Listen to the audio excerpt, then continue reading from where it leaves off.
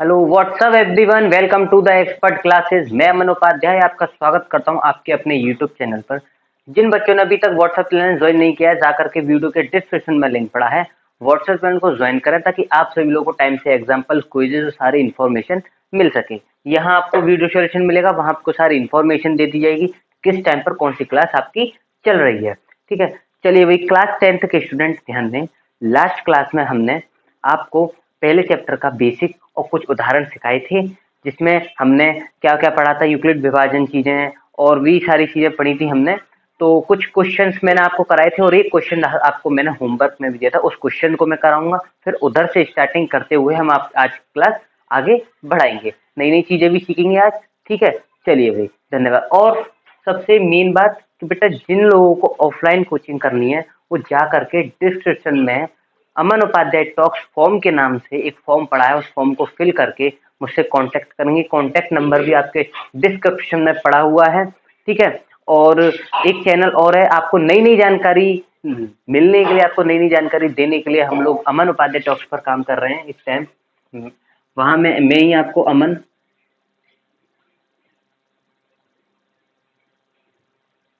Upadhyay talks इस नाम से चैनल है, वो भी आपको हमारे इसी चैनल की वीडियो में एक शॉर्ट में मिल जाएगा, जाकर के देख लेना और उसे सब्सक्राइब जरूर कर देना।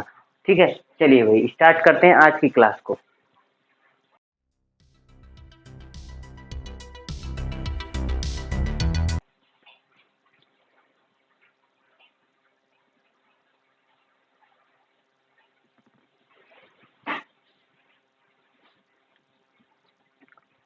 हाँ भाई, तो ये क्वेश्चन था, हमने लास्ट टाइम पे ये वाला क्वेश्चन छोड़ा था। ये मैंने दिया था आपको एसडब्ल्यू में कि 196 और 38220 मतलब डिवाइड करना है, एचसीएफ ज्ञात करना है हमें। कैसे करेंगे पहले भी बताया था, डिवाइड देकर ही एचसीएफ ज्ञात करना है। और जिस भी संख्या से हमें शेषफल कंप्लीट मिल जाता है वही हमारा एचसीएफ माना जाता है। ठीक है, करते हैं।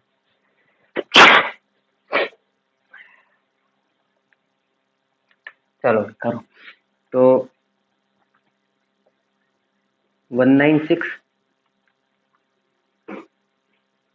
38220, ठीक है, इसमें डिवाइड करना है। अब मैं 196 इंटू 2 करता हूँ तो वो 400 कुछ पहुंच जाएगा, वो इससे ऊपर हो जाएगा, है ना। तो हम एक ही बार देते हैं, पहले एक ही बार देते हैं। 400 से ऊपर तो नहीं जा रहा, लेकिन एक ही बार देते हैं। 196 क्या बचा, माइनस करो, 12 में 6 गई 6, यहाँ 7 रह गए, यहाँ 17। ठीक है, क्या दिक्कत आ रही है।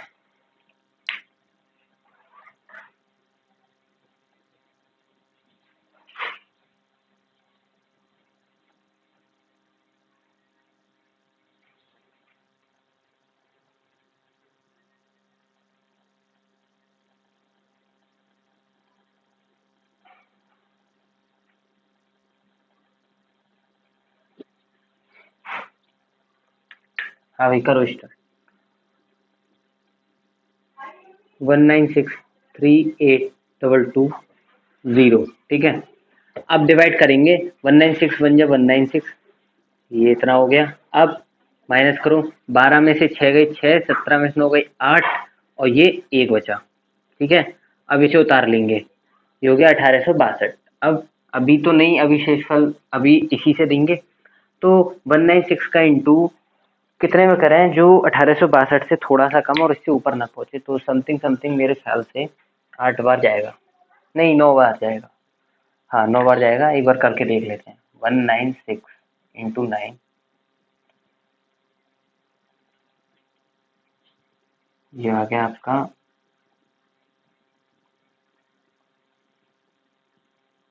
1764। 17 कितना बचा, और ये इतना, ये कट गया, अब ये 0 उतर जाएगा। फिर से डिवाइड देंगे, कैसे कि 196 का इंटू 5 में करोगे तो 980, यानी शेषफल 0। अब देखो, अब तक क्या होता था, हम क्या करते थे, यहीं से डिवाइड कर देते थे। सवाल में क्या हुआ कि 196 एक बार में चला गया, इसी से चला गया, एक ही से, हमें दूसरे से डिवाइड करना पड़ा ही नहीं, इसी से जो शेषफल है वो 0 आ गया। तो हमारा जो HCF है, जो महत्तम समावर्तक है, वो हमारा 196 हो जाएगा, यानी कि HCF इज इक्वल टू 196। तो हम यह कह सकते 6, ठीक है। अब हमें चरण निकालने हैं, तो इसका एक ही चरण बनेगा। हम अभी तक स्टेप करते थे चरण 1, चरण 2, चरण 3, ठीक है। इसमें सिर्फ एक ही चरण बनेगा, क्यों? क्योंकि हमारा एक ही से सारा काम हो गया। पिछली वीडियो में जा करके देखो, उसमें हमने क्या किया था कि 2, 3, 4, 5 चरण किए थे हमने, ठीक है, और वो चले थे। लेकिन इसमें एक ही चलेगा, एक ही चरण से काम हो जाएगा, क्योंकि हमारा यही काम किया, आगे हमने डिवाइड किया ही नहीं, ठीक है। तो चरण 1 इस तरीके से 8380 इज इक्वल टू, मैं इसे क्या लिख सकता हूँ, मैं प्लस आर के रूप में बी क्यू प्लस आर, ए बराबर बी क्यू प्लस आर। तो बी हो गया 1 प्लस आर, आर हमारा क्या है, 0 है। ये आ गया बेटा, ये इसका चरण बन गया, बी क्यू प्लस आर के रूप में हमने चरण बना लिया।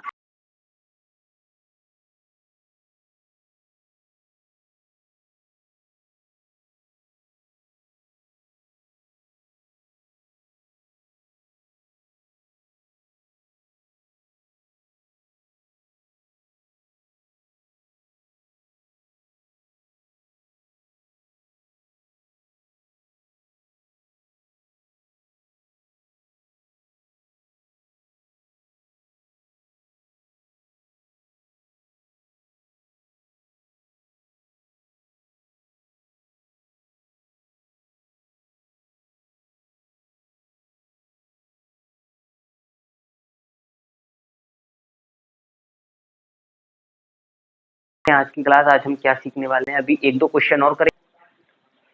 हाँ भाई, अब स्टार्ट करते हैं आज की क्लास, ठीक है।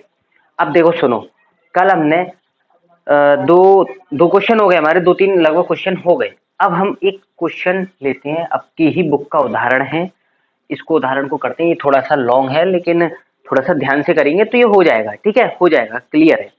अब देखो, उदाहरण नंबर 1 में क्या कह रहा है कि 4052 और 12576 का एचसीएफ यूक्लिड डिवीजन एल्गोरिथम का प्रयोग करके ज्ञात करो। यहाँ एल्गोरिथम लिख रहा है, देख लेना आप यहाँ, ठीक है, एल्गोरिथम। अच्छा, अब करते हैं ज्ञात, कैसे करना है हमें। 12576 576, ठीक है, और 4052 में हमको देना है डिवाइड। अब ये कितनी बार जाएगा, ये देख करके आप सभी लोग मुझे बताओ। तो ये जाएगा आपका 4 तिया 12, ये 3 बार जाएगा, लगभग 3 बार जाएगा, ठीक है। तो ये 4 तिया 12, यानी कि 3 दूनी 6, और ये 6, 5, 1 और 2 और 1, ठीक है, ये इतना चला गया। अब माइनस करते हैं, माइनस करके बैठता है हमारा 420। 420 6 साथ 0 और 4 में से कोई 12 में से 12 कट गए। अब यहाँ से लेंगे, क्या लेंगे अब यहाँ से लेंगे हम ये 4052। अब इसका डिवाइड करो, अब इसका आपको डिवाइड करना है, ठीक है। तो इसका डिवाइड आप कैसे करोगे, 420 ये कितनी बार जाएगा, समथिंग समथिंग ये जाएगा 4 निम 36 और 4 धाई 40, ये 9 बार ही जाएगा। तो 4 निम 36 के हिसाब से ये चला गया आपका 0, 8, 7 और 3, ठीक है। अब इसे माइनस करो, इसे माइनस करने पर आता है बेटा 272। अब 272 में ये लेंगे 420, ठीक है, 420 ले लिया तो ये एक बार जाएगा 272, तो कितना बचा 148। 148 में फिर लेंगे 272, ठीक है, फिर लेंगे ये 272, तो फिर ये एक बार जाएगा तो 148, तो फिर कितने बचे, फिर बचे आपके 124। फिर 124 से लेंगे बेटा हम लोग क्या 148 और 124, ये एक ही बार जाएगा। क्या बचा, यहाँ लिख देता हूँ मैं, ये थोड़ा सा जगह कम पड़ गई है, तो यहाँ बचेगा आपका 24, यहाँ शेषफल नीचे बच गया 24, समथिंग समथिंग दिख ही रहा होगा, थोड़ा सा कर लेना।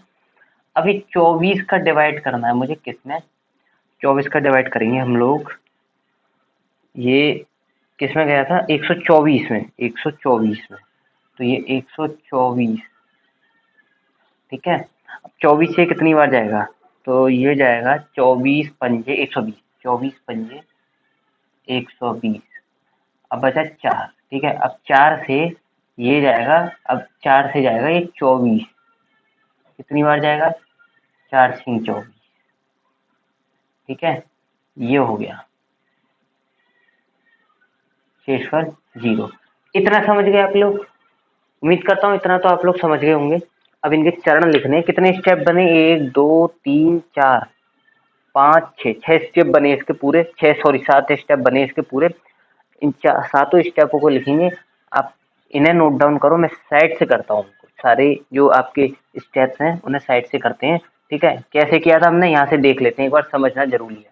देखो यहाँ से हमने किया कि 4052 में हमने 12576 से डिवाइड दिया, ठीक है। 4052 से 12576 में डामन में दिया, फिर 272 बचा, 272 से हमने 420 में दिया, 70 में दिया, फिर 124 बचे, 124 से 148 में हमने 124 में दिया, 124 फिर नीचे बचे 4, अब 4 से हमने, ठीक है, हो गया। अब इसके चरण को करते हैं बेटा, ठीक है। 1 सेकंड।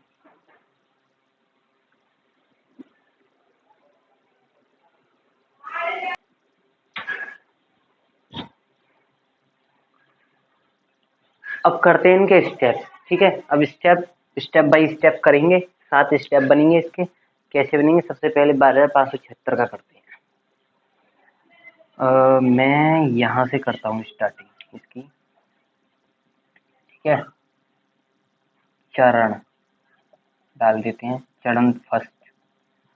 अब मैं जो है चरण फर्स्ट करता हूँ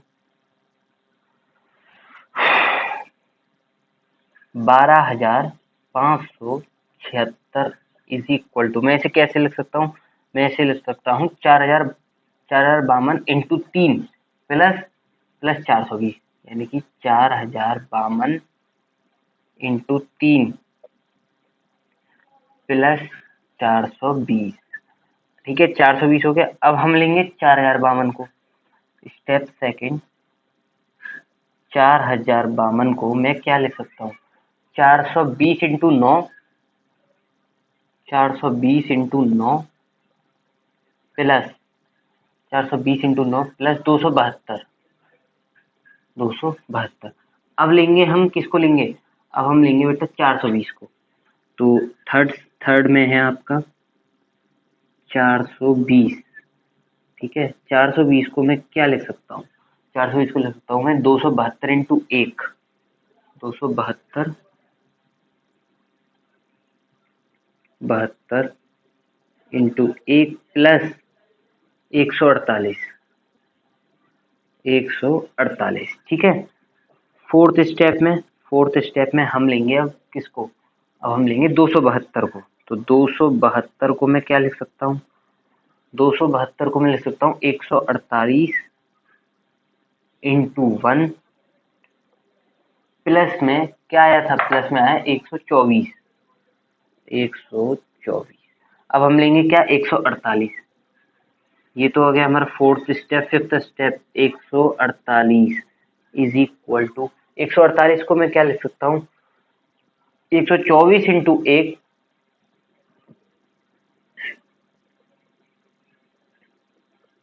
प्लस 24। ये हो गए 5 स्टेप। छठा स्टेप अब हम 124 को लिखेंगे। 124 इज इक्वल टू, 124 को मैं लिख सकता हूँ 24 इंटू 5 प्लस 4, 24 इंटू 5 प्लस 4, ठीक है। Last step and final. 24 को मैं कैसे लिख सकता हूँ? मैं यहाँ लिख देता हूँ, 7वां है ये। 24 को मैं लिख सकता हूँ 4 इंटू 6, 4 इंटू 6 प्लस 0। ये थे स्टेप बाय स्टेप चरण। इस क्वेश्चन से आपको सारे डाउट क्लियर हो गए होंगे। जो कैलकुलेशन के A plus B Q R का, A is equal to B Q plus R का, सातों 1 2 3, देखो 1 2 3 4 5 6 और ये 7 स्टेप कंप्लीट हो गई। हमारा क्वेश्चन बहुत अच्छी तरीके से कंप्लीट हो गया। आगे बढ़ते हैं, इसे नोट डाउन करो।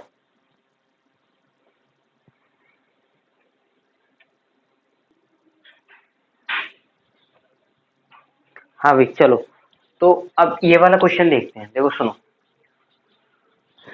ये क्वेश्चन इसे देखकर घबराना नहीं है, ठीक है। इजी क्वेश्चन है, बस थोड़ा सा समझने की चीजें हैं, आपके ऊपर है आज समझ पाते हो या नहीं समझ पाते हो। ये क्वेश्चन बहुत इजी है, और ये भी क्वेश्चन यूक्लिड विभाजन एल्गोरिथम से ही होगा। ये भी क्वेश्चन यूक्लिड विभाजन एल्गोरिथम से ही होगा। कैसे होता है, ऐसे क्वेश्चनों को करने का एक फिक्स फॉर्मेट रहता है, एक फिक्स मेथड रहता है। जैसे इस टाइप के काफी क्वेश्चंस होते हैं, उन्हें करने का सिर्फ एक ही तरीका है, एक फिक्स रहता है कि आपको ये करना, बस आपको हाथ नहीं लगा, सिर्फ इतना करने के बाद आपका क्वेश्चन बिल्कुल फिनिश, बिल्कुल खत्म। क्या रहता है, पहले आपको क्वेश्चन समझना पड़ेगा, ठीक है। पहले आपको क्वेश्चन समझना कि क्वेश्चन कह क्या रहा है, उसके बाद में करना पड़ेगा आपको। देखो क्वेश्चन कह रहा है, दर्शाइए कि प्रत्येक धनात्मक समपूर्णांक यानी कि जो पॉजिटिव संख्या है, जो पॉजिटिव है, धनात्मक समपूर्णांक 2q के रूप का होता है, ठीक है। यानी कि इनका कहने का मतलब ये है कि जो धनात्मक समपूर्णांक हैं, क्या कह रहे हैं ये, धनात्मक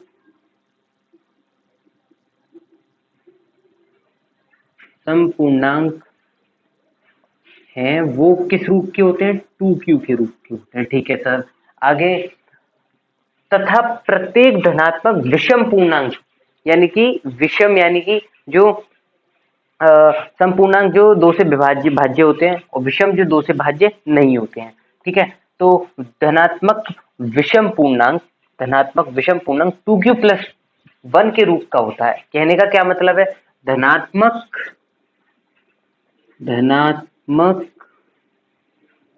विषम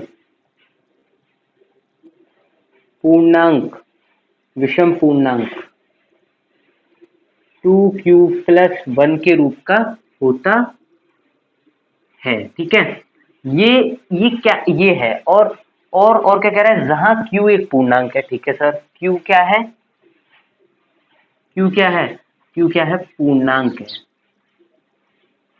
पूर्णांक है। तो ये चीज आपको प्रूफ करके दिखानी है, ये चीज क्या करनी है, प्रूफ करनी है बेटा, प्रूफ करनी है, ठीक है। तो प्रूफ कैसे करेंगे, देखो ऐसे क्वेश्चन को प्रूफ करने का सिर्फ एक ही मेथड रहता है, एक ही तरीका रहता है, बिल्कुल फिक्स रहता है वो। ऐसे जितने भी क्वेश्चन आते हैं उनको करने का सिर्फ एक ही फिक्स मेथड रहता है। क्या मेथड रहता है, मैं आपको बताता हूँ। देखो कल मैंने आपको, लास्ट क्लास में मैंने आपको जो है, अरे एक सेकंड, कल मैंने जो आपको परिभाषा, एक डेफिनेशन दी थी किसकी, यूक्लिड विभाजन एल्गोरिथम की, उसके थ्रू इन क्वेश्चनों को किया जाता है। अब पहले मैं उसको लिखता हूँ, उसको लिखने के बाद में फिर मैं आपको डिटेल में समझाता हूँ। देखो सुनो, पहले इसे समझ लो, उसे बाद में करेंगे, पहले इसे समझ लो। Q एक पूर्णांक बोल रहा है, ये Q एक पूर्णांक है। पूर्णांक कौन से होते हैं, पूर्णांक होते हैं सर, पूर्णांक होते हैं 0, 1, 2, 3, 4, ये पूर्णांक है। या फिर -1, -2, -3, -4, ये क्या होते हैं, ये होते हैं तुम्हारे पूर्णांक। अब पूर्णांक तो ये माइनस में भी है और प्लस में भी है। एक सेकेंड,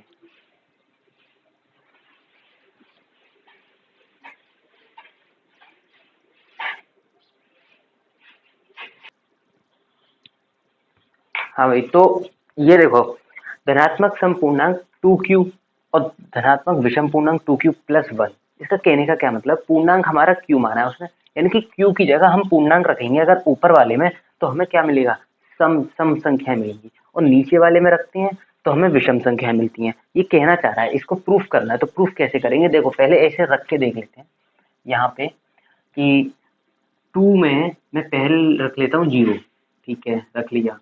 फिर 2 में मैं एक बार रखता हूँ 1, ठीक है, रख लिया। फिर 2 में मैं एक बार रखता हूँ 2, ठीक है, रख लिया।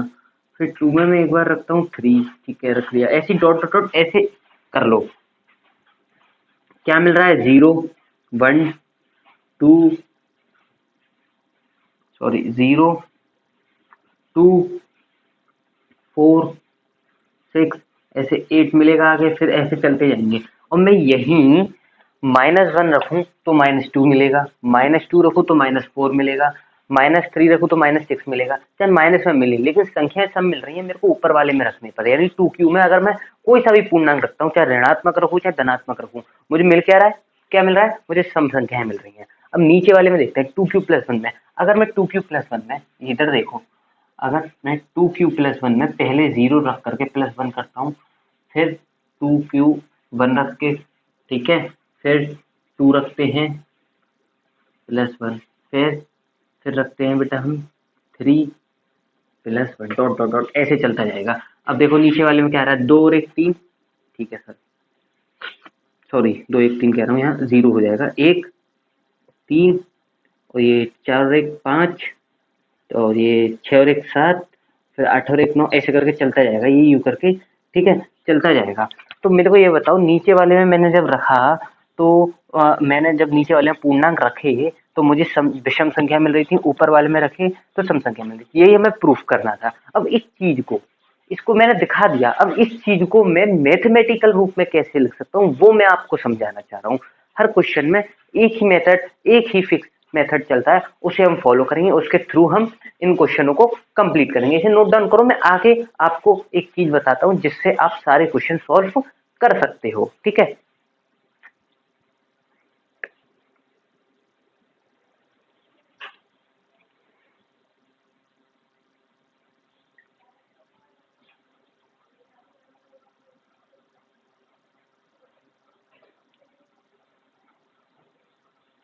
हाँ भाई चलो, अब इससे समझते हैं। देखो ये था, मैंने अगर इसमें पूर्णांक रखे तो मुझे सम पूर्णांक मिल रहे थे, सम, ठीक है, और इसमें रखे मैंने पूर्णांक तो मुझे विषम मिल रही थी, ठीक है। तो अब मैं इसको मैथमेटिकल रूप में आपको करना सिखाता हूँ, कैसे करेंगे ध्यान से समझना। मैंने आपको कल ये समझाया था कि यूक्लिड विभाजन ये प्रमेयिका था, ये प्रमेयिका की जो थी थ्योरम थी।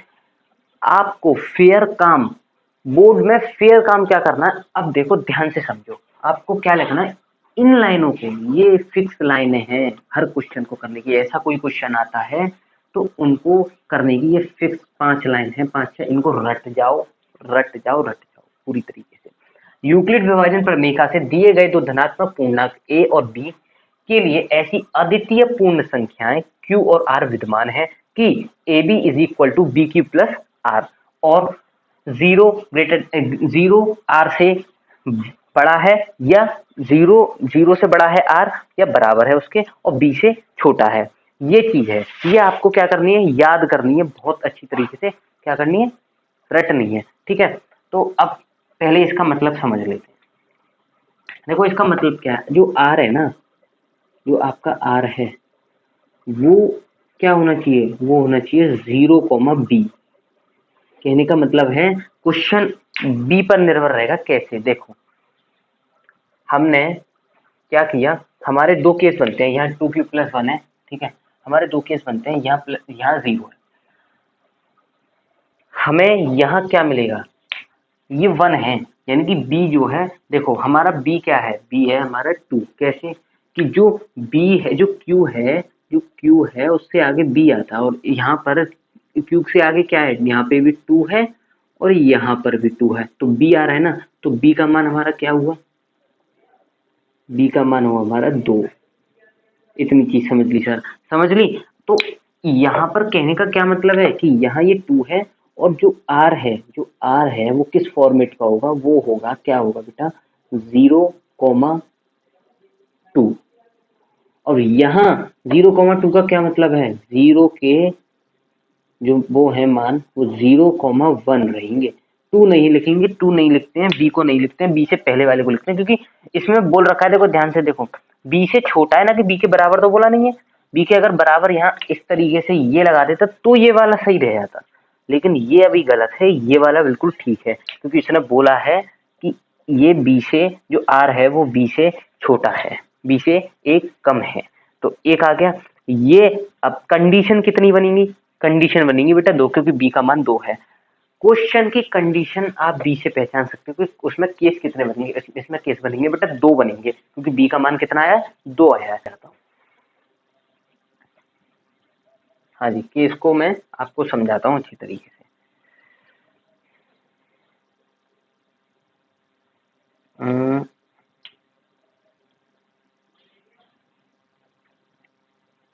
सबसे पहले लिखते हैं हम बेटा केस फर्स्ट लिखते हैं, ठीक है। केस फर्स्ट में मैं अगर r बराबर 0 ले लेता हूँ, क्योंकि हमारे दो ही तो मान है 0,1। r बराबर अगर मैं 0 ले लेता हूँ, जैसे r बराबर 0 हो तो क्या होगा, तो बेटा क्या होगा देखो ध्यान से समझो कि तो समीकरण नंबर 1 से, समीकरण नंबर 1 से, यानी समीकरण नंबर 1, ठीक है। समीकरण नंबर a बराबर तो बी क्यू प्लस बी का, क्यों, क्योंकि r बराबर मैंने 0 लिया है। अब यहाँ मैंने 0 लिया तो मेरा a बराबर 0 की तो कोई वैल्यू है नहीं, हम तो यहाँ a बराबर 2 क्यों लिया है, तो यहाँ लिखेंगे हम क्या, देखो मैं डिवाइड करूँ 2 से तो ये 2 से चली जाएगी, क्या a बराबर जो भी आएगा अगर 2 से भाज्य हो जाता है तो वो हमारा क्या होता है सम, और जो 2 से भाज्य नहीं होता वो क्या होता है विषम। तो यहाँ लिखेंगे हम 2 से भाज्य है, यह संख्या 2 से भाज्य है, अतः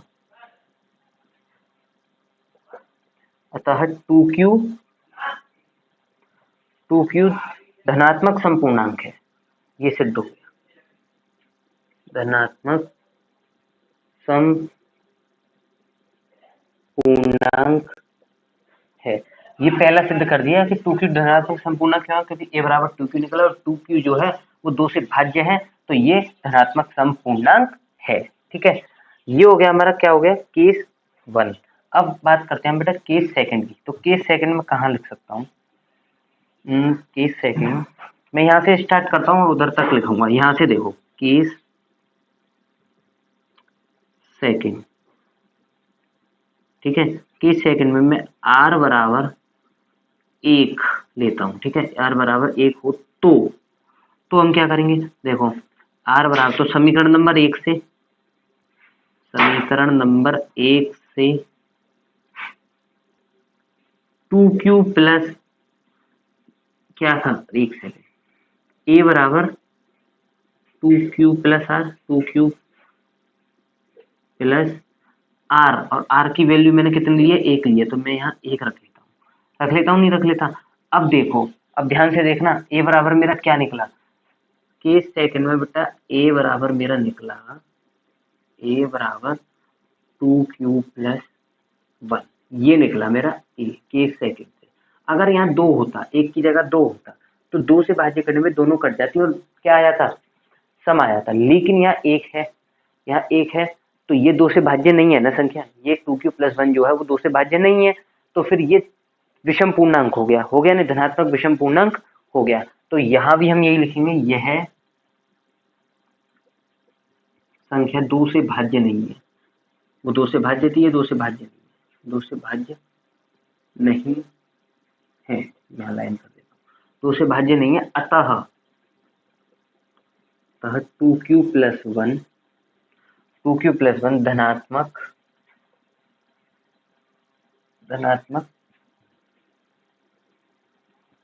विषम पूर्णांक है, ठीक है सर। तो ये हो गया, ये हमने दोनों चीजें प्रूफ कर दी बहुत अच्छी तरीके से। मैंने सवाल को बहुत ही इत्मीनान से, बहुत ही अच्छी तरीके से एक एक चीज समझाई, समझ गए हो गया आप लोग, ठीक है। ये 2 से भाज्य नहीं थी तो विषम, ये 2 से भाज्य थी तो सम, ठीक है। अब ये आपका हो गया कंप्लीट। ऐसे ही क्वेश्चन हम कल की क्लास में करेंगे, 1 या 2 क्वेश्चन करेंगे, फिर उसके बाद में चैप्टर को धीरे धीरे ऐसे ही बढ़ाते चले जाएंगे। शायद मेरे ख्याल से 3-4 लेक्चर, 4-5 लेक्चर में आपका ये चैप्टर फिनिश हो जाएगा। फिर आगे चलते ऐसे धीरे धीरे किताब को हम खत्म कर लेंगे। अगस्त सितंबर तक जो भी आपकी किताब खत्म होगी, फिर रिवीजन चलते रहेंगे आपके। इस तरीके से क्लास शुरू होती रहेगी, चलती रहेगी। ये मैंने नए बच्चों को जानकारी दे दी है, ठीक है। पुराने बच्चों को तो पता ही है किस तरीके से यूट्यूब पर पढ़ाई होती है, ठीक है। चलो भाई, अब मैं चलता हूँ, कल मिलते हैं इसी टाइम पर आपकी इसी क्लास में। Bye bye.